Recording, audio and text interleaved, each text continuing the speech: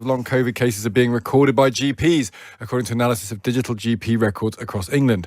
Long COVID is defined as symptoms lingering for more than a month. This new analysis raises questions about how the illness is diagnosed, recorded and managed in the NHS. Let's talk to Claire Hastie, founder of Long COVID Support Group, about what she thinks can be done to help. Good morning, Claire. Morning. Is it straightforward to know what is long COVID agreed upon then? Is this one of the problems here, that actually we don't know what we mean by long COVID entirely? I think that's exactly right. Getting a case definition of this is not proving the easiest thing. I think the easiest way of describing it currently seems to be a diagnosis of exclusion, in that it's symptoms that last after a known or suspected infection with SARS-CoV-2, that lasts 4 weeks or more, and that cannot be explained by something else. So that makes it really tricky to diagnose because it can affect any part of the body. And presumably also on the mile end of this, it could just seem, it's very hard to say this is definitely resulting from an infection I had 8 weeks ago or 9 weeks ago, for example. It certainly is, because we know that people who are asymptomatic can develop symptoms, and we also know that people who know that they had the illness might feel recovered for several weeks, indeed months, and then have symptoms of long COVID, which relapse and remit over the month. So it's incredibly difficult to pin down. So what should be done then? What should happen to make us understand it more? Well, we're very grateful for the research that's being invested in. Of course, we always need answers sooner and more money to be put in. And I think the assessment services that exist in England, although not in the developed nations, are learning day by day. I do think that there does need to be consistency in coding. And I think if people have fallen ill with symptoms that seem very strange and prolonged and relapse and remit during a global pandemic, then the suspicion should perhaps be, well, it could be long COVID. So let's assume that it might be and act on that basis. Do you think this has policy implications? Because from the very beginning we were told for the vast majority of people, you'll get it, you'll be a bit ill, and then you'll be fine. And even now we're having a debate on what to do about children, for example. Should we just let children get ill in schools? Because we might not be able to vaccinate them. People might not want them vaccinated. So just letting them get ill is actually quite a good way of getting herd immunity. That argument is being raised.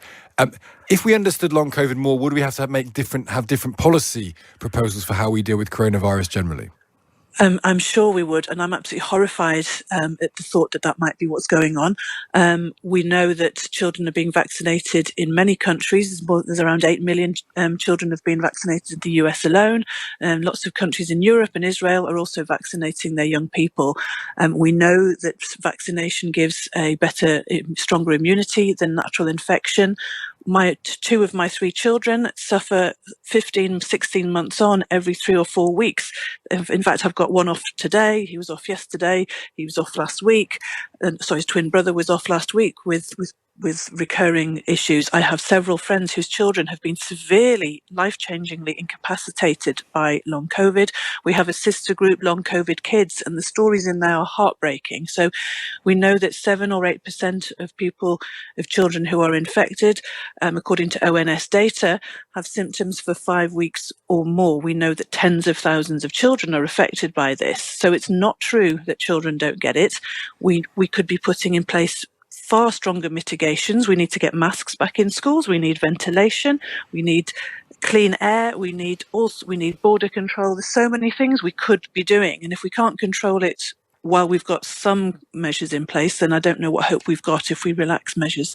And just tell us what it's like then living with people. I don't know if you've had long COVID. Clearly, you have people in your family have. So tell us, I do, yes. What are we talking about then? I don't realise it's difficult to say an average case here, because it could go presumably from feeling breathless, which is bad, but you can live with it, to people who are having to go to hospital because their systems are shutting down. Yeah, well, this Long COVID Support Facebook group that I set up has over 40,000 members. So I see day in, day out how it can change people's lives, and my own life has been changed by it. I've been unable to work for more than a year. I'm not even certain that I can resume my current job. I'm on a temporary trial doing something else that my employers kindly letting me have a go at. I've been unable to walk for more than a year. I've been having to use a wheelchair, and I used to cycle 13 miles a day. We know from the ONS data that hundreds of thousands of people say that their lives have been severely affected by this. People are losing their livelihoods, their relationships are breaking down.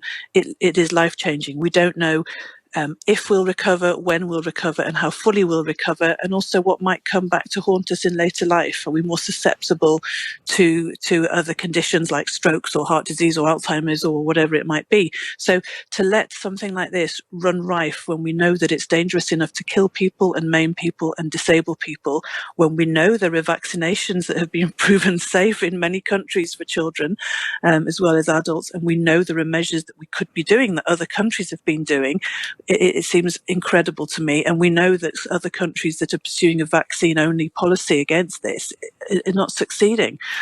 So we need to do more. Are you pushing an open door when you talk to the medical establishment about this, Claire? Is it accepted? Is all of what you're saying accepted by the medical establishment, saying, yes, long COVID exists, yes, it is, it can seriously affect people's lives, stop them working forever or for a very long time, therefore it needs to be treated seriously? Or are there some skeptics that you have to push against? The latter. I mean, we've had to push very hard. That's the reason. One of the reasons I formed the group in May 2020 was to fight for visibility. So it feels like we're constantly having to fight both at a sort of organisational level, long COVID support, and a community, but also individually. People are having to self-advocate. We have an ongoing survey of people trying to access care in clinics in England, which is the only place they have clinics, as I said. And we know that around half of people who are wanting referrals and seeking referrals only are able to get them. And it's those who've got the loudest voices, actually, that seem to be getting the care. And so that gives great implications for health inequalities of people who are too ill or don't have English as a first language or who are not articulate or assertive and not getting the care. So it's actually quite frightening. Claire, thank you for joining us this morning. That is Claire Hastie, founder of Long COVID Support Group. I don't think I know anyone. Claire's talking about all the people she knows in her family, but also she's a member of a group now, so she meets lots of people. Yeah. Do you know anyone with long COVID who would sort of say they've got long COVID? I don't know anyone personally, but there's people that I follow on Twitter who have long COVID. Yeah, I just wonder. So maybe let us know this morning, because it's not one of these things, because it's one of the things you read about. There's this website longcovid.org, which Claire Hastie runs, and she says it could be up to 2 million people have long COVID. It'd be good to hear people's experiences of it, because I should never come across it at all in my life. We had on I can't remember the so-called anniversary of lockdown. We spoke to Sahel Anjum, he got COVID, and then he was put into an induced coma, and then when he woke up, he found out that his mum had died of COVID. I'm pretty sure he has long COVID as well. So we have had people, he may not have said it was long COVID. I think we've had a few people on the programme who say they have had, but personally, I don't know anyone. No, well, help us out then, because I think this is a really critical point, because it affects all policies that we make in this country about coronavirus. If you're worried about long COVID, then actually the risk that you place on someone getting COVID changes, doesn't it? So if you have long COVID, if that's what you're experiencing at the moment, let us know how it's affected your life and how seriously you feel we should be taking it. 87222. Start your message with the word Times. You can tweet us at Times Radio, or you can email us on studio@times.radio. Now, I think it's